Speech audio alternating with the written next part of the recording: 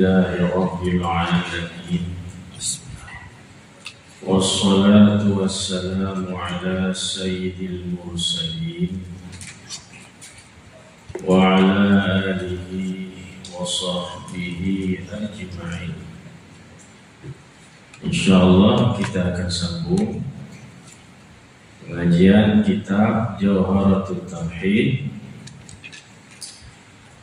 Kata pengarang rahimahullah ta'ala, sambungan, hayatuhum kadzal kalamus sam'u thumma al-basar bizi atanas sam'u.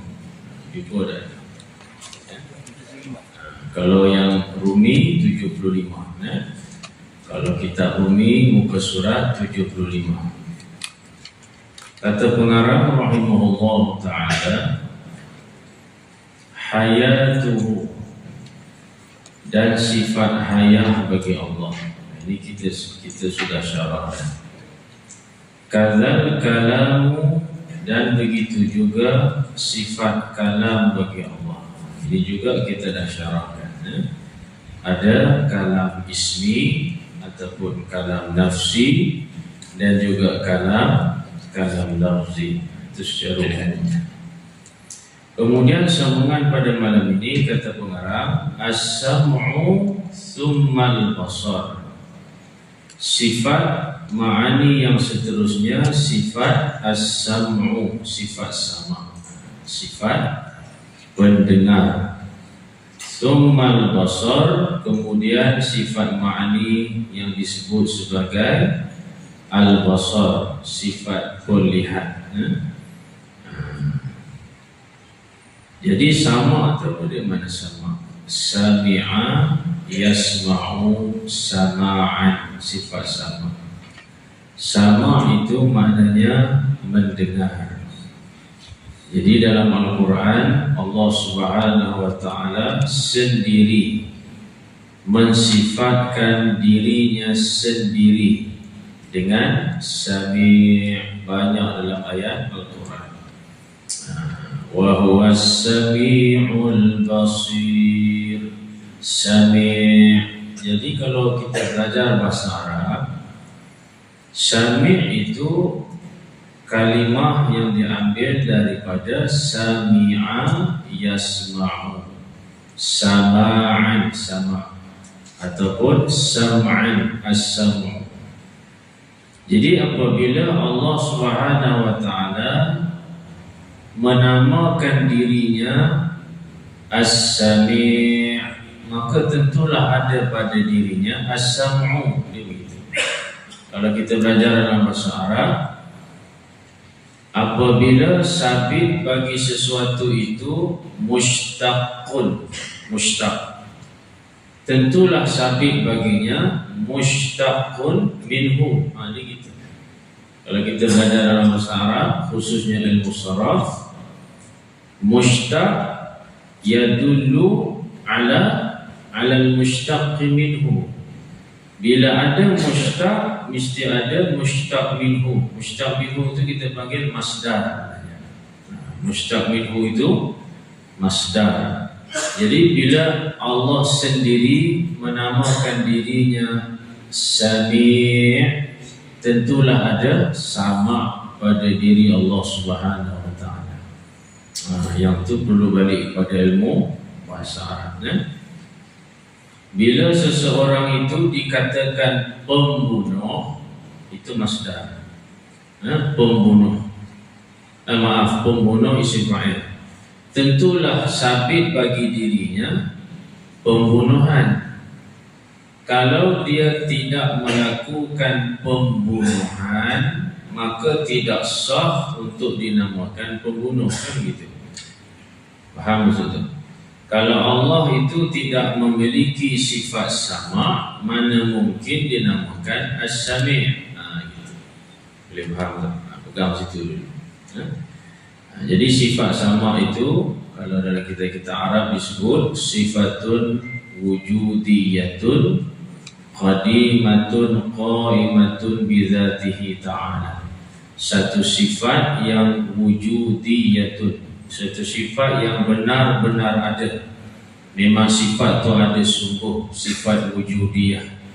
Lagi pula qadimatun, lagi pula sifat sama itu qadim, bukan daripada tiada kepada ada.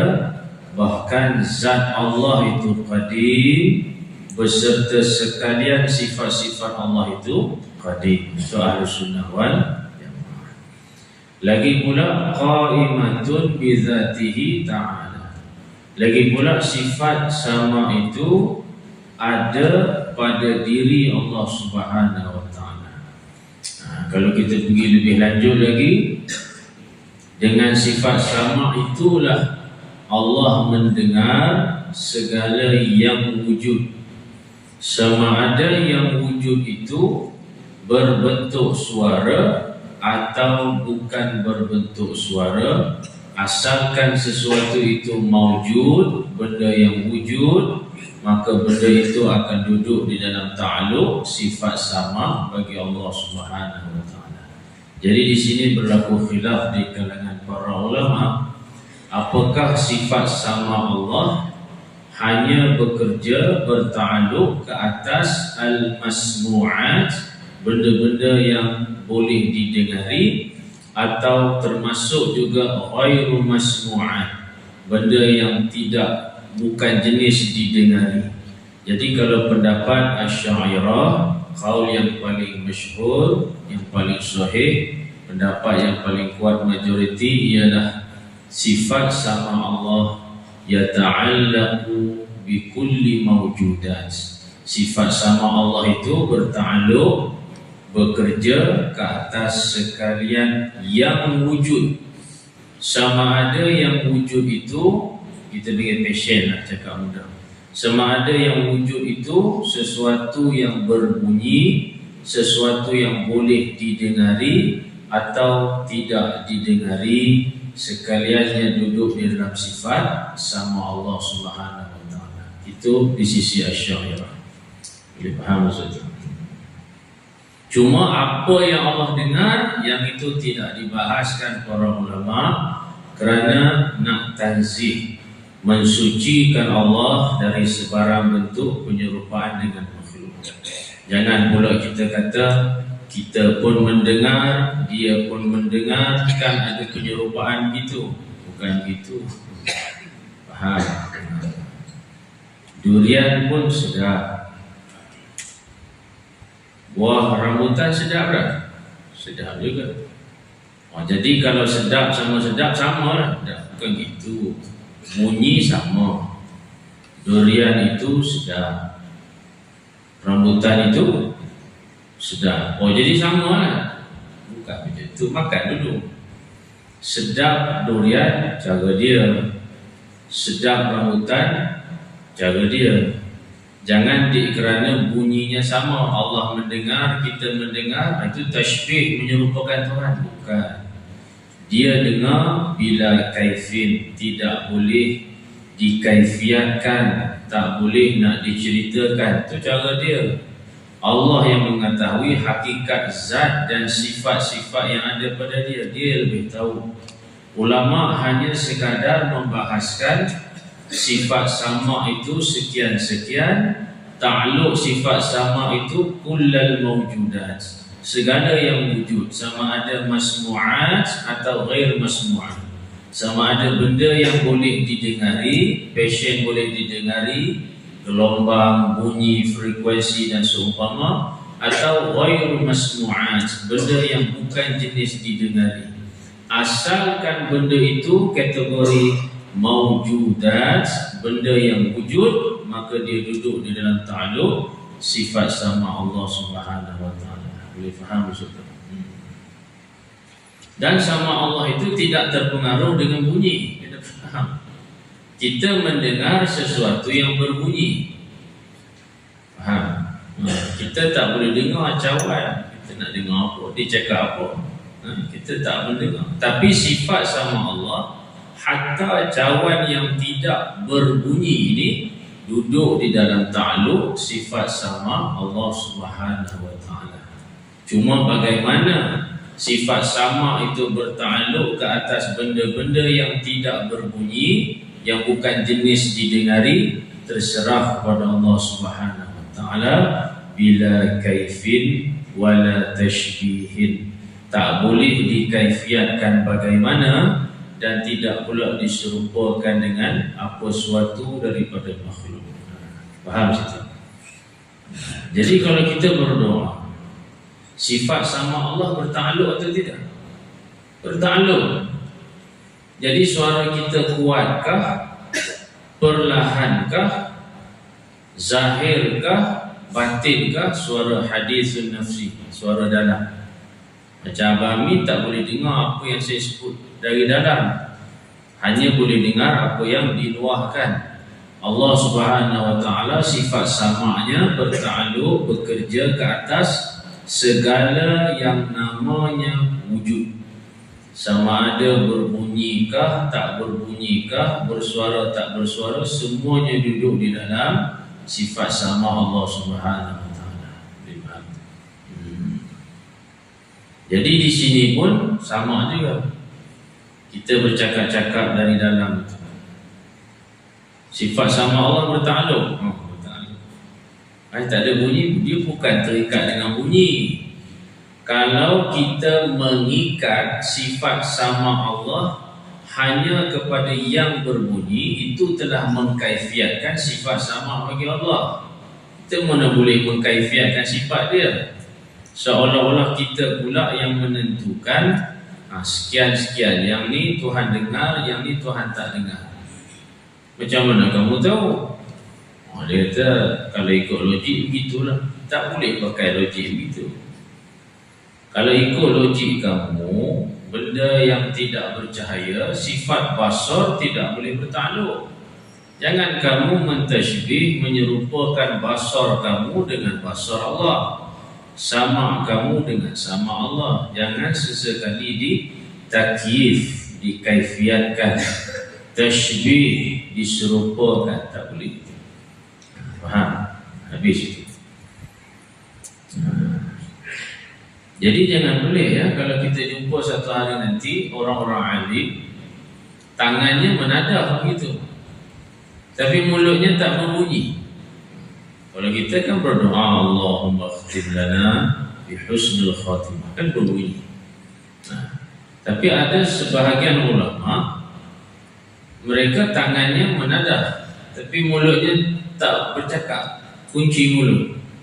Itu menggunakan dari dalam. Kerana suara kuat, suara perlahan, tersembunyi atau terang-terangan, tidak ada bezanya di sisi sama Allah Subhanahu wa taala. Bukan makin kuat makin didengari, kurang melaung, kurang bertepik, kurang didengari. Bukan begitu, itu kaifiat namanya. Kata kuncinya segala yang maujudat, asalkan benda itu maujud, wujud, bertakluklah dengan sifat sama bagi Allah Subhanahu wa taala. Boleh faham tak?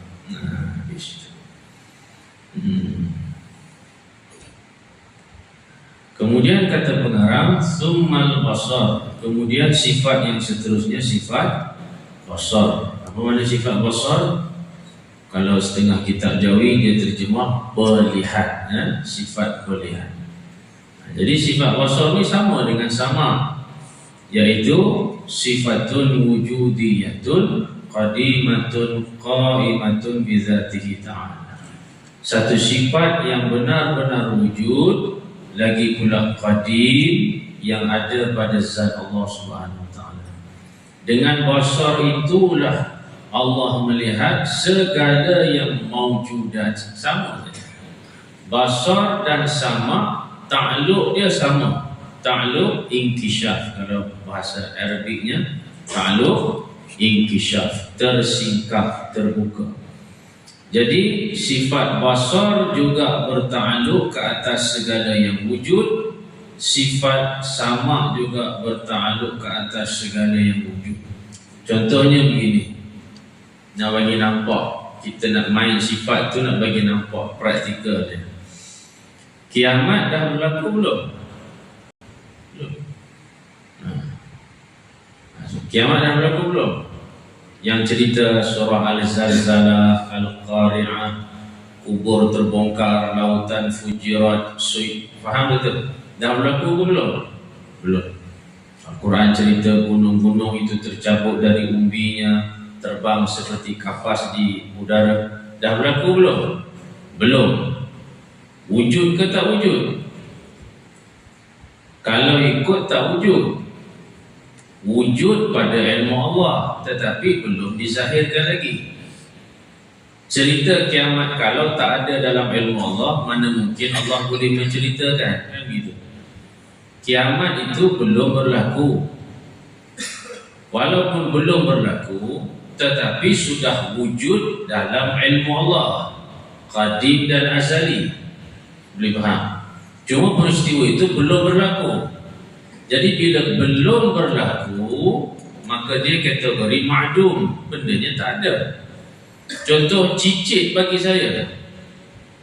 Kalau contoh, saya pun tak tahu ceritanya, tapi contoh satu hari saya ada cicit.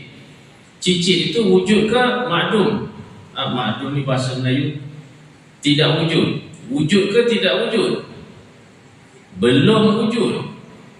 Belum wujud. Maka bahasa Arabnya ma'dumun, benda tak ada. Cicit saya belum ada. Mana ada saya, mana ada cicit? Cucu, cicit tak ada. Jadi benda tu ma'dum, bendanya tak ada lagi.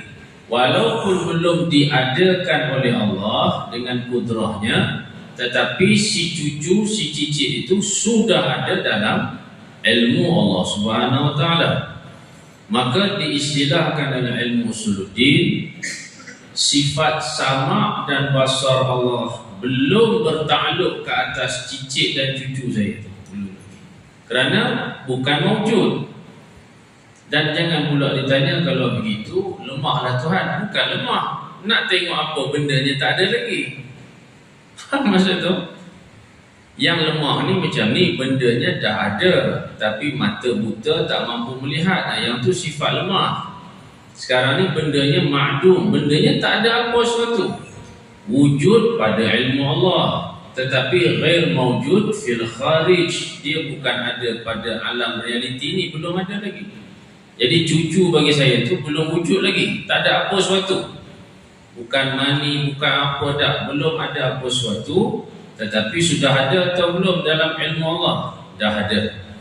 Nanti bila Allah tanjizi hadis dengan kudrah Allah mengadakan cucu saya tu, barulah ketika itu sama dan basar bertakluk ke atas si dia tadi.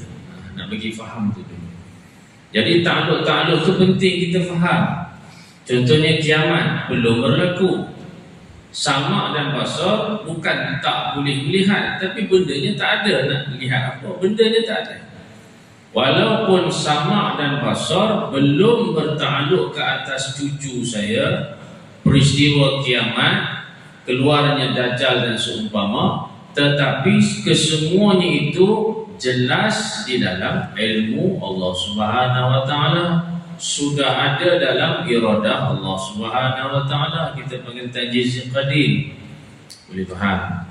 Nanti bila kudrah Allah tanjiz hadis, kudrah mengadakan sesuatu yang tiada tadi, ketika benda itu sudah terpacul, muncul, barulah sama dan basar bertakluk ke atas benda tersebut, perkara tersebut. Boleh faham?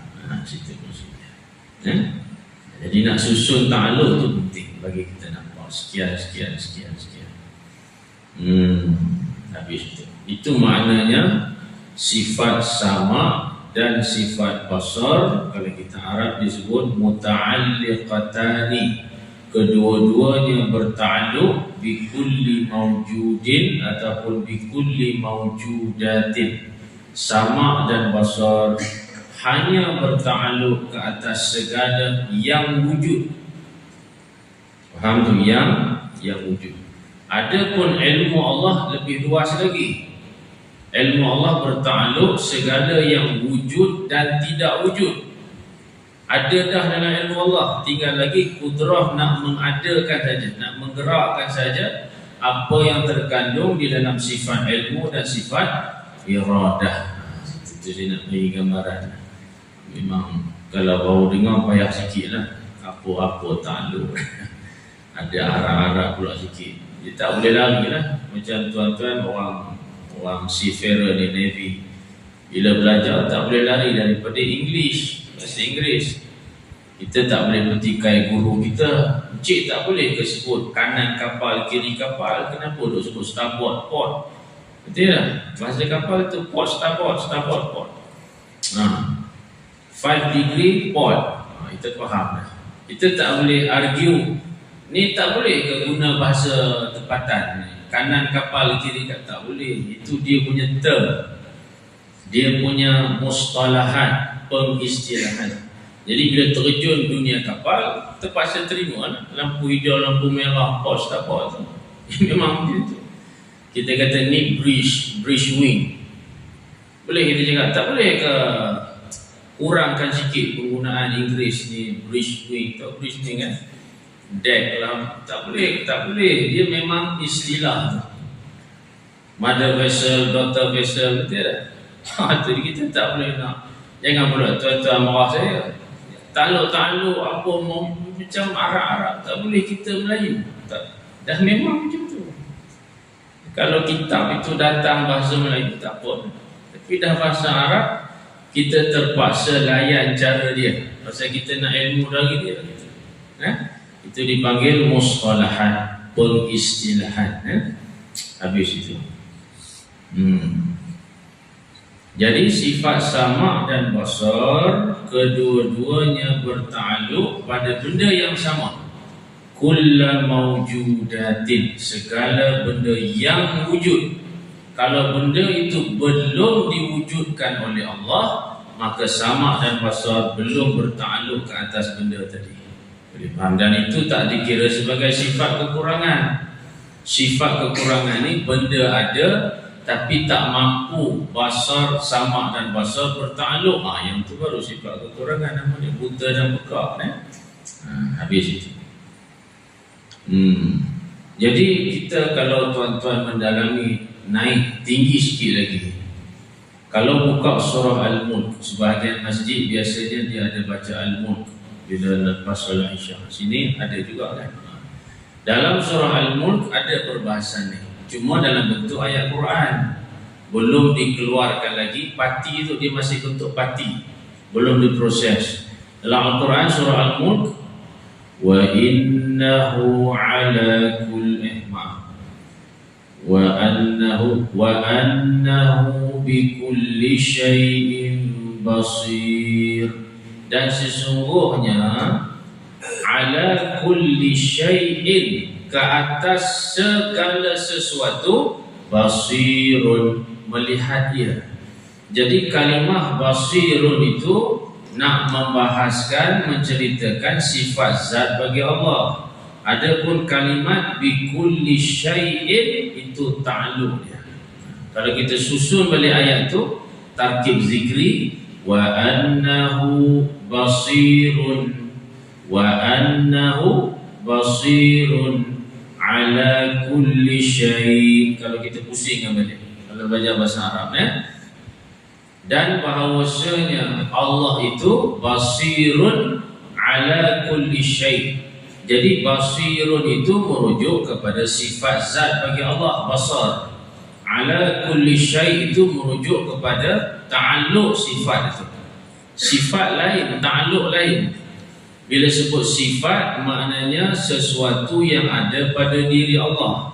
Kemudian apa kerja sifat itu, apa fungsi sifat itu. Kerja sifat itu dipanggil ta'alluq. Boleh faham? Jadi bila Al-Quran surah Al-Mulk, wa annahu bi kulli syai'in basir, dan sesungguhnya Allah itu maha melihat. Maknanya basar, sifat ma'ani. Sambung lagi, apa yang dia lihat. Bi kulli syai', Allah itu maha melihat segala sesuatu. Sebab itu dalam Jawharah Tauhid nanti kita akan jumpa syai' itu apa dia. Bila sebut Allah melihat segala sesuatu, kita hanya faham terjemah Melayu. Ulama akan berhalusi wa indana syai'u huwal mawjudu. Syai' ini merujuk kepada segala yang wujud. Maka daripada ayat itulah, daripada surah Al-Mulk itulah ulama memproses ayat itu. Sifat basar berta'alluq ke atas segala yang wujud. Cuma Al-Mulk tak cakap macam tu. Ini kita panggil coding-coding, kod-kod yang ada di dalam Al-Quran. Maka pewaris para nabi lah orang-orang yang kemudian kena pecahkan balik kod tu. Boleh faham? Kena elaborate balik dia punya sifir tu. Pati-pati sifir tu kena buka balik. Jadi kalau kita mendalam Al-Quran, basirun sifat basar, ala kulli syai' ta'alluq sifat basar. Boleh nampak situ. Nampak tu. Payah sikit lah kalau jangan dengar, payah sikit lah. Tapi untuk orang awam pegang, Tuhan aku tak buta, Tuhan aku tak peka. Maha melihat, maha mendengar. Apa yang ia lihat, apa yang ia dengar, segala yang wujud, sama ada berbentuk boleh didengari atau tidak didengari, atau dalam sifat basar sesuatu yang boleh dilihat atau tidak boleh dilihat. Asalkan namanya maujud, benda yang wujud, maka sama dan basar berta'alluq, bekerja. Khatam sampai situ je untuk orang awam. Boleh faham tak? Tuhan aku tak buta, Tuhan aku tak peka. Pegang itu baik-baik. Habis itu. Jadi kalau orang tanya kita, contohlah ada orang jenis manusia ni kadang-kadang di luar jangkaan. Dia datang dalam kuliah maghrib, dia tanya soalan. Jadi kalau Allah itu maha melihat segala-galanya, kenapa kita tak bertelanjang? Ya sama je dia kata. Bertelanjang dengan berpakaian, apakah berbeza di sisi basar Allah? Jawabnya tak berbeza. Jadi kenapa kita berpakaian? Macam mana nak jawab kami? Manusia ni kadang di luar jangkaan soalan dia. Apa nak jawab? Jawapannya entar bogil dulu, nanti saya jawab. Macam sikat saya tu tanya muka minat porno ke apa tanya gitu. Tanjang dulu semayang maghrib, semayang isyak kita. Tak sah tu. Pandai jawab tanya kita. Jawapan tu ada dekat dia dah. Yang suruh berpakaian tu hukum hakam muamalat sesama makhluk. Kamu dengan dia tu mana ada hukum macam tu? Bertelanjangkah, berpakaiankah, sama di sisi basar Allah. Macam saya cakap tadi, suara kuat, suara perlahan, berbisik tidak didengari. Bukan Tuhan semakin dengar, lebih didengari, kurang didengari. Tak ada. Sifat Allah tu sempurna kamalan. Faham? Itu apa? Itu apa? Bogil dulu. Bogil dulu. Dia minat nak bogil. Pergi pesta air ke apa? Baru ni. Orang suruh di masjid tanya bogil. Bogil dulu. Segan saya haram itu. Itu hukum atas sesama makhluk. Jangan kamu regu kita dengan dia, kita dengan kita, mana boleh regu. Faham tu? Waktu kerja kena pakai uniform lah. Betul macam orang Nabi pakai uniform saja. Mengelik-gelik dengan pangkat apa semua cukup. Dekat rumah takkan pakai uniform, makan nasi. Apa cerita? Pakai pagoda sudah. Pakai t-shirt. Yang telanjang lah. Itu budak-budak pesta air tu. Kita bukan budak pesta air. Apa punya kerja. Selalunya tengok-tengok air ni dekat zoo. Yang saya biasa tengok lah, pengalaman saya pergi zoo. Saya tengok air baru gajah tercergah gitu. Tapi orang buat juga. Pelik-pelik manusia ni. Tak cukup mandi ke apa. Bila hujan beri apa payung-payung. Berlari masuk kereta takut kena hujan. Tak tahu jadi pelik tu. Mandi tengah orang ramai ni binatang, bukan manusia. Kena faham. Dunia dah terbalik. Manusia fitrah Allah jadikan, berpakaian itulah fitrah manusia. Adapun fitrah haiwan, binatang, bertelanjang itulah fitrah haiwan. Lembu kena ditelanjangkan, jangan bagi t-shirt, tak boleh. Tak boleh. Memang passion dia gitu. Ayam yang kata aurat ni bukan aurat. Jangan bagi dia bosa, tak payah. Biar dia gitu telanjang. Memang fashion haiwan mesti telanjang. Berpakaian itu menyalahi fitrah. Tapi sekarang dah terbalik. Kucing dah ada baju, tuan kucing tak cukup baju. Pelik tak? Mandi ni tempat tertutup. Faham tu, sebab tu arena tubuh dinding. Mandi tengah orang ramai tu fitrah haiwan. Gitu. Atau satu lagi kes ada sesuai untuk fitrah manusia, dipanggil majlis berkhatan. Itu ada. Bombo tembak tu. Majlis berkhatan tu mandi yang ramai ketua-ketua gitu. Tu kamu khatan apa umur 40 lah. Khatan boleh. Yang pelik-pelik. Orang zubuan kita nak buat. Itu ngata haiwan ni bodoh tu. Kamu buat benda tu. Mandi tengah orang bekerja tu. Nyawa lah.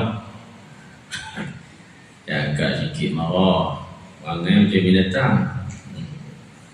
Dengar baik-baik. Sifat sama, sifat basar bertakluk ke atas segala yang wujud. Kalau benda itu belum diwujudkan oleh kudrah Allah, tak bertakluk. Jangan kita kata jadi Tuhan tak nampak. Bendanya tak ada, nak tengok apa bendanya tak ada. Kalau benda ada, Tuhan tak mampu lihat, yang tu baru sifat kekurangan. Cucu saya sama dan basar Allah belum bertakluk. Dia tu tak nampak macam kekurangan. Okey, nak bertakluk apa nak dia tengoknya? Cucu tu tak ada lagi. Nanti dah ada baru bertakluk. Tu kena faham susun ni dulu. Ilmu takluk dia macam mana? Tanjiz qadim sekian-sekian. Iradah tanjiz qadim. Qudrah tanjiz hadis. Susun bawa sampai ke bawah tu. Sama basar. Boleh faham? Sama basar ni tanjizi qadim pun ada, tanjizi hadis pun ada juga. Itu kena baliklah yang kitab. Kalau syarah secara detail tu kan. Akhir kata pengarang bizi atanasam'u. Kalau belajar bahasa Arab, zi itu isim isyarah. Majrur ba tu haraf jar. Bizi atanasam'u. Dengan inilah kata pengarang telah datang kepada kita oleh dalil-dalil as-sam'i. Sam'i maknanya dalil Al-Quran dan Al-Hadis. Itu mana as-sam'u bukan sifat sama tu. Jangan duk baca atanas-sam'u. As-sam'u tu sifat sama, bukan yang tu. As-sam'u di situ merujuk kepada Al-Quranu wal Hadis. Quran dan Hadis. Apa maknanya? Maksud pengarang gini. Setiap sifat 20 sifat-sifat Allah yang kita belajar, wujud, qidam, baqa, sekian sampailah sama, basar, kalam. Semua sifat-sifat yang kita pelajari itu boleh didalilkan, dibuktikan, proven dengan dalil akal. Boleh dengan dalil akli. Nakli itulah tentu dalil akli itu. Melainkan 3 sifat ni kata itu. Kalam, sama, basar tidak boleh dibuktikan melalui hukum akal, dalil akli tak boleh. Jadi kalau kita betul-betul menghalusi sifat 20 daripada wujud, qidam, baqa sampailah sama, basar, kalam, ulama akan syarah wujud apa dalil tu satu je cerita ni. Hadzal alam semesta inilah mendalilkan dia wahdaniyah. Alam semesta inilah mendalilkan dia bersifat qudrah. Alam semesta inilah mendalilkan dia bersifat ilmu. Tapi bila masuk kalam, sama, basar, tak boleh. Tuhan mengadakan alam ini, belum tentu ada pada dia. Alam ini tak cukup kuat untuk menjadi dalil pensabitan sifat sama bagi Allah. Boleh jadi peka, bahasanya begitu. Boleh jadi dia tak mendengar. Kita kata ni siapa yang buat labu sayung dia, orang Kuala tu kan. Azan dulu ya. Sini azan dulu, nanti kita sambung sikit je.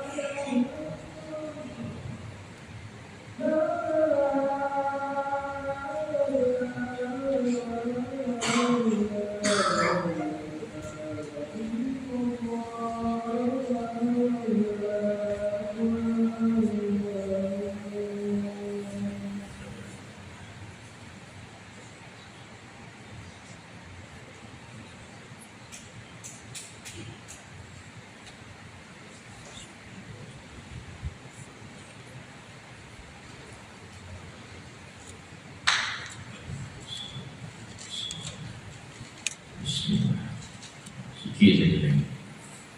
Jadi kalau kita belajar bahasa Arab, bizi atana sam'u, as-sam'u itu fa'il bagi ata ya'ti itiyan. Zi itu isim isyarah. Dengan inilah, yakni sifat kalam, sifat sama, sifat basar. Atana sam'u telah datang kepada kita oleh dalil sam'i. Sam'i maknanya passion dengar, bukan passion ta'akul berfikir, bukan. Dalil itu semata-mata kita terima daripada Al-Quran dan As-Sunnah. Itu saja. Itu mana as-sam'u di situ. Ya? Jadi maksudnya apa? Sekalian sifat-sifat Allah, sama ada sifat nafsiyah, salbiyah, ma'ani, ma'nawiyah, yang kita belajar wujud, qidam, baqa, sampailah sama, basar, kalam. Kesemua sifat-sifat itu boleh dibuktikan berdalil alam ni. Adanya alam ini mendalilkan yang membuat alam ini ada iradah, kesengajaan. Bukan ketidaksengajaan, nampak terancam. Bila kita perhati alam ini, kita akan melihat yang mengadakan alam ini tentulah bersifat dengan hayah, hidup. Kalau Tuhan dirinya pun mati, bagaimana mahu mengadakan sesuatu? Dengan melihat kepada alam ini, tentulah dia wahdaniyah, esa. Kalau Tuhan dua, Tuhan tiga, akan berlaku, kita panggil ketidaksepakatan, hancur alam ini. Itu saya syarah ini secara mudah-mudah. Dengan melihat alam ini, tentulah Tuhan yang mengadakan alam ini bersifat ilmu. Tengoklah kejadian dia. Takkan Tuhan itu jahil, boleh mencipta sehebat ini. Sekian. Semuanya boleh akli. Tapi ulama kita kata, bila masuk bab sama, basar, kalam, dalil alam tadi tak cukup kuat untuk mendalilkan dia mendengar, melihat dan berkata-kata, tak cukup. Contoh, kita jumpa satu labu sayur. Pasal saya dari sana kan, labu sayur. Kita kata orang yang buat labu sayur ni mesti mati orangnya. Kita kata, mana boleh cik, kalau dia mati dia nak buat labu sayur macam mana kan itu. Jadi adanya labu sayur itu mendalilkan sifat hayah tadi, sifat ilmu tadi, sifat iradah, kudrah dan lain-lain. Tetapi labu sayur itu tidak mampu mendalilkan yang buat lampu sayung itu mendengar, boleh jadi dia pekak. Kerana pekak tidak menghalang untuk menciptakan lampu sayung itu. Boleh jadi dia bisu, boleh jadi dia buta, tak ada pelik tu. Maka alam ini tak cukup kuat untuk dijadikan dalil akli pada mendalilkan sama basar kalam. Tak cukup kuat. Sebab dia ada ihtimal, kebarangkalian, probabilities. Boleh jadi dia memang berilmu, hayah, kudrah, iradah, cipta alam daripada tiada kepada ada, tapi tak semestinya dia itu berkata-kata. Boleh jadi tuan badan tu bisu, kan gitu.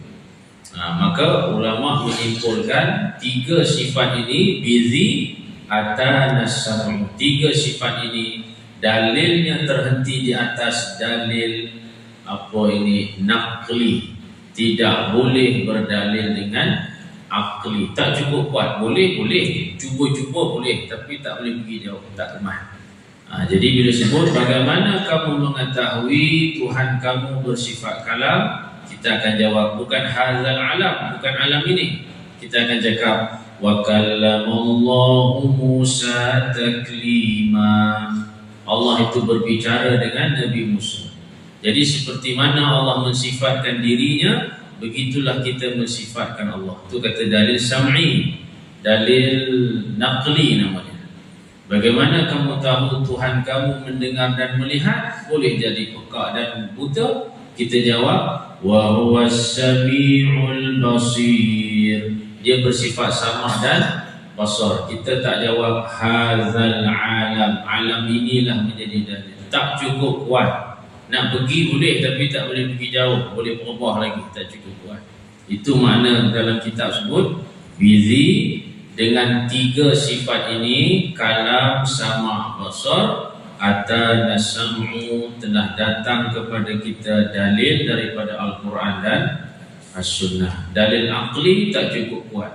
Yang lain boleh pakai dalil akli, boleh, tak ada masalah. Tapi tiga lagi tak cukup kuat untuk untuk kita jadikan alam ini sebagai dalil Tuhan itu mendengar. Boleh jadi pekak. Setakat melihat alam ini kita kata tentu dia maha berkata-kata. Nak pusing ke mana? Tak cukup kuat. Tapi kalau sifat wujud dia, apa dalil Allah wujud? Hazal alam, alam ni. Apa dalil Allah itu bersifat kudrah? Hazal alam. Boleh pergi lagi. Apa dalil Allah bersifat hayah? Hazal alam. Alam inilah dalil dia bersifat hayah.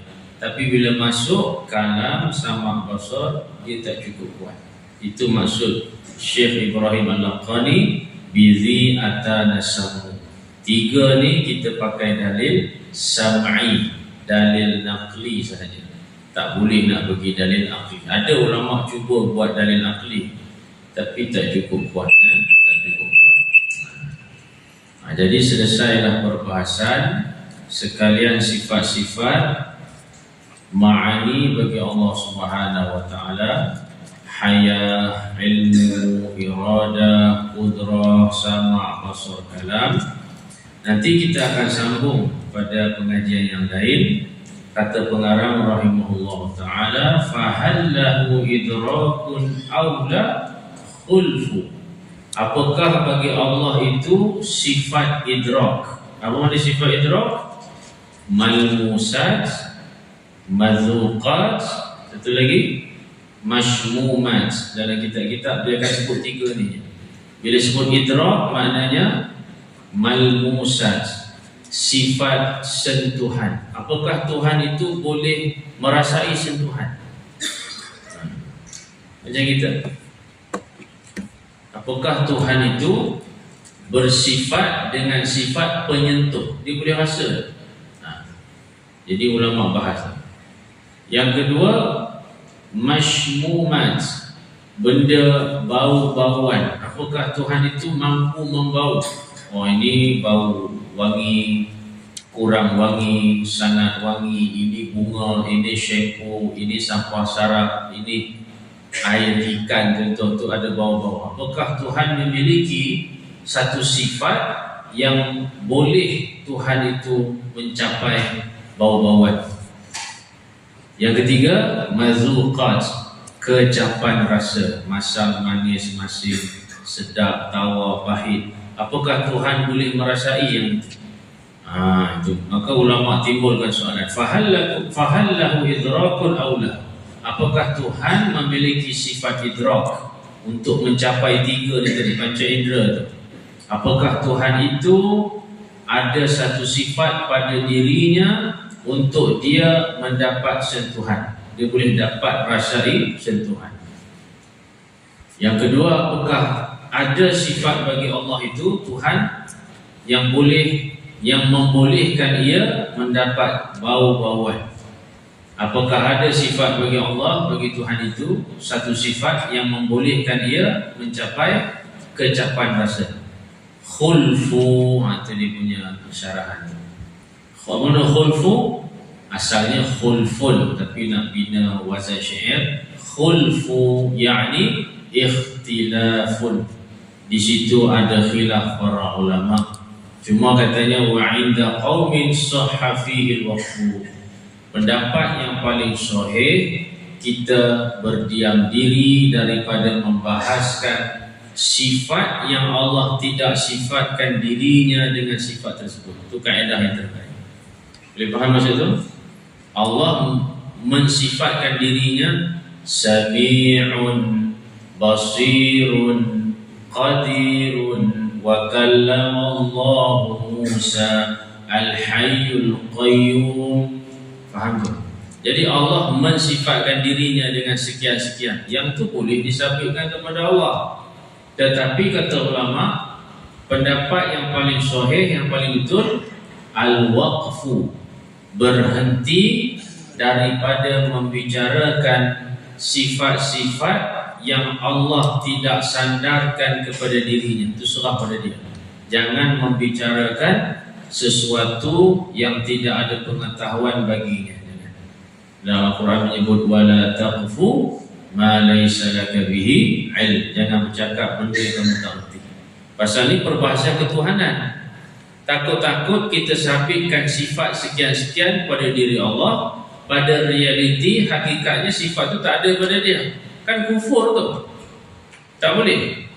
Ataupun kita menafikan mentah-mentah, kita kata tak ada. Kalau ada sungguh pada dia, kufur juga kita. Maka jalan dia al-waqfu, diam.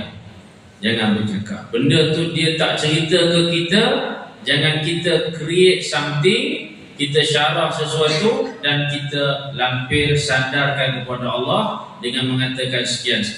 Hukumnya haram, tak kena gaya jatuh kufur. Itu dia.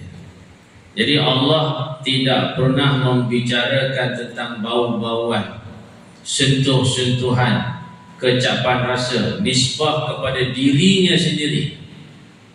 Walaupun sekalian itu ada pada ilmu Allah, ta'aluk ilmu ada. Tuhan tahu apa itu pahit, tapi dalam bentuk sifat ilmu. Jadi ulama kata ada tak sifat khusus untuk Tuhan mengecapi benda-benda itu? Kata ulama, wa 'inda qaumin sahha fihi al-waqfu. Lebih baik berdiam diri, jangan bercakap benda-benda yang Allah tidak pernah sabitkan dirinya dengan sifat tersebut. Jangan bercakap. Itu jalan yang paling selamat. Boleh faham? Kerana kaedah Ahlussunnah wal Jamaah, nasifullaha kama wasafa nafsah. Pegang sampai mati. Nasifullaha, kita mensifatkan Allah kama wasafa nafsahu, seperti mana dia mensifatkan dirinya sendiri. Allah yang keluarkan kenyataan Al-Qayyum, qiyamuhu binafsih. Allah yang keluarkan kenyataan Sami'un, sifat sama bagi dia. Allah yang menceritakan Al-Hayyu, boleh kita sabitkan sifat hayyu. Tapi yang Allah tidak sebut, jangan kita sebut lalu sandarkan kepada Allah Subhanahu wa taala. Sama juga dengan kedudukan Rasulullah sallallahu alaihi wasallam dalam Sahih Bukhari. Kalau buka dalam Sahih Bukhari, kata Nabi sallallahu alaihi wasallam, "May yaqul ma lam aqul falyatabawwa maq'adahu minan nar." Barang siapa yang berkata sesuatu yang aku tak pernah kata, tapi dia kata aku kata, falyatabawa maq'adahu minan nar, hendaklah disediakan tempat duduknya di dalam neraka Allah. Hukumnya haram. Tak boleh berani-berani menisbahkan. Itu yang ulama tapis tu. Ada hadis mutawatir, hadis sahih, ada hasan, dhaif. Dhaif tu pula pecah lagi berapa? Munqati', mu'dal, mudallas, munkar, syadz, banyak lagi pecah. Ada pula kategori maudhu', supaya kita berhati-hati dalam menyandarkan sesuatu kepada Allah dan kepada Rasulullah sallallahu alaihi wasallam. Tak betul gaya nisbah Allah jatuh kufur. Tak betul gaya nisbah Rasulullah jatuh fasik, tempatnya neraka. Situ nak kena faham tu. Jangan kita senang-senang. Tapi kalau sesama kita kan bermudah-mudah. Baru ni Ustaz dia kata Rasulullah tu boleh ni. Orang cakap lain, dia dengar lain. Baru ni saya mengajar kat Kuala. Habis mengajar ni, habis saya nak balik tu dah semayang. Ada pakcik kejar saya di jalan laju gitu. Dia tahan dekat pintu. Saya nak penjelasan aja. Ada apa tu Haji saya? Kenapa Ustaz cakap? Dia kata saya cakap. Hari tu dia kata Ustaz ada cakap, orang Yahudi itu lebih mulia daripada orang beriman. Dia tekak, saya tak pernah cakap gitu. Apa je Ustaz yang cakap? Dia kata bila saya cakap? Dia keras, kita kena keras. Saya kata hari apa saya cakap tu? Dia sinyal hari Isnin. Bohong saya kata. Saya mengajar sini Selasa sahaja. Isnin saya tak pernah mengajar. Dia pusing-pusing. Dia tetap nak kata saya kata benda tu. Ni hadis maudhu' tu. Hadis palsu. Jenis perawi ni kena rotan dengan pelumbah tamar ni kalau zaman Nabi. Orang tak cakap, dia kata Ustaz Edi kata, saya tak tahu pula dia bawa cerita tu keluar pula. Ustaz Edi ni pun kena tapih juga tu. Baru ni saya dengar dia cakap orang Yahudi lebih mulia daripada orang beriman. Tak selera jadi gitu. Audiens daripada 100 jadi 80, 20 mufarakah. Pasal apa? Pasal pakcik malam ni. Ni nak kena lepuk dengan pelumbah tamar. Hadis maudhu'. Siapa perawi kamu? Saya katanya. Sami'tu, aku dengar sendiri. Hari apa? Hari Isnin. Tak ada, bohong kata. Saya ngajar sini Selasa je. Mana Isnin? Dekat Ridwaniah, dekat Kuala tu. Jadual saya Selasa. Sini Selasa juga, tapi minggu 1 kan. Sana Selasa minggu 3. Mana ada saya mengajar Isnin, dia kata. Tapi Ustaz ada cakap, macam mana saya cakap saya datang Selasa, tuan dengar Isnin? Itu tak tahu saya. Itu kata hadis maudhu'. Pasal itu ulama bina satu disiplin ilmu yang solid. Kamu dengar siapa cakap? Yang duk kata Nabi berkata. Itu tak tahu dengar orang. Siapa dengar orang kata, siapa kata? Dia dengar-dengar gitu. Hadis palsu. Pasal itu ulama terpaksa bina satu kita panggil disiplin ilmu yang solid, supaya jangan ada orang berani menisbahkan sesuatu kepada Allah dan Rasul sedangkan perkara itu tidak. Ini banyak berlaku. Nabi kata, zaman Nabi, siapa kata? Mesti ada hadis, mesti ada tempat ambilan. Itu yang ulama buat ta'liq, buat takhrij tu. Terpaksa keluarkan balik. Dari mana kamu dapat sumber? Kalau tidak, semua orang akan berkata mengikut apa yang dia mau kata. Ustaz Adi yang itu kata kita kena sokong Syiah. Orang cakap Iran, dia kata Syiah. Dia dengar lain, dia faham lain. Kita dalam keadaan yang terdesak ini, contoh, saya keluarkan statement, kita berpihak pada Iran. Itu statement saya, word by word. Dia cerita sampaikan kepada perawi kedua, dia perawi satu. Perawi kedua, Ustaz Adi kata kita sokong Syiah. Tak selera jadi gitu. Perawi 2 sama perawi 3, monkey chain kan kita belajar. Monkey chain, ni bagi tahu ni bagi tahu, akhir nanti kan hadis palsu semua. Betul? Pasal tu ulama jaga betul-betul. Bila sebut aku mendengar, kamu dengar dari siapa? Aku dengar dari sekian-sekian. Bohong. Macam mana kamu boleh dengar daripada dia? Dia dah meninggal, kamu belum lahir lagi. Saya pernah dengar Tok Kenali cakap. Dia tu, Ustaz dah tahun bila? Tok Kenali dah tak ada lama dah. Maksud saya orang lah, orang menyampaikan lah untuk kenali cakap. Orang tu siapa orang tu? Dia tak tahu lah saya, tapi saya faham itulah untuk kenali cakap. Siapa cakap? Yang ni yang banyak berlaku dalam masyarakat. Orang cakap A, dia jadi X, Y, Z, jadi selera. Orang kata Iran, dia kata Syiah. Sama ke maksud dia? Maksud lain. Nanti orang yang mendengar pula, dia bukan tampis hadis. Ustaz dia kata suku Syiah.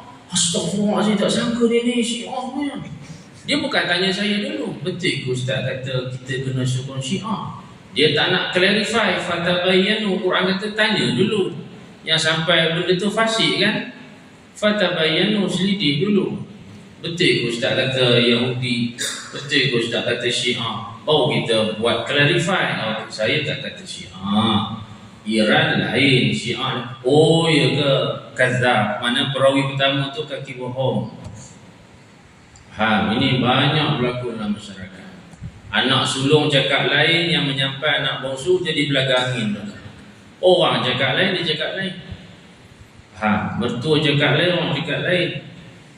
Ada sekali tu, saya pengalaman macam-macam. Lain saya sebut, jemaah tu interpreting data dia lain. Dia punya database tu disusut-susut, jadi yang pelik-pelik. Ada sekali kita cakap apa yang Ustaz masukkan pengajian baru ni, dia kata, yang Ustaz kata tauhid ni ada 3, tauhid 1. Mana ada 3? Saya kata tak ada, saya tak cakap tauhid ada 3. Ada, dia kata, saya makcik ada catat, dia kata. Dia pun buka nota. Ustaz cakap Islam, iman, ihsan. Saya kata tu bukan tauhid 3. Saya kata gini, ayat saya word by word, dengar baik-baik. Islam itu terbina di atas 3 perkara. Bukan ayat makcik tu tauhid itu ada 3, kan lain tu. Mujur dia tanya saya, kalau dia sampai ke orang, cik dia tauhid 3 tak trinity.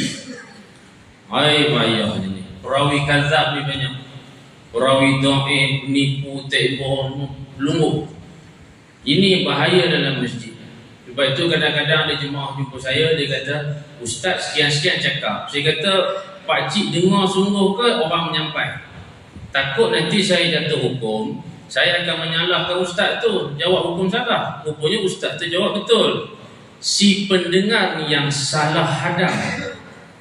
Kemudian dia rasa Ustaz tu tak betul. Faham ke? Boleh faham ni? Gedi lepuk apa tu? Faham tak faham? Faham tak apa boleh semayang tak? Buat gedi-gedi tu. Allah. Itu Ustaz ni kasar tu. Pergi pesta air suruh-suruh. Faham tu? Tu jadi benak maji. Jangan buat benda-benda tu. Mandilah rumah. Faham tu? Jangan buat benda-benda bukan. Bukan pelik-pelik maka. InsyaAllah panjang umur kita jumpa lagi. Bismillahirrahmanirrahim. Allahumma farrij kurubana wa humumana kullaha ya hayyu ya qayyum bi rahmatika ya arhamar rahimin bi jahi sayyidina wa maulana Muhammadir Rasulillah sallallahu alaihi wasallam walhamdulillahi rabbil alamin. Wassalamualaikum warahmatullahi wabarakatuh.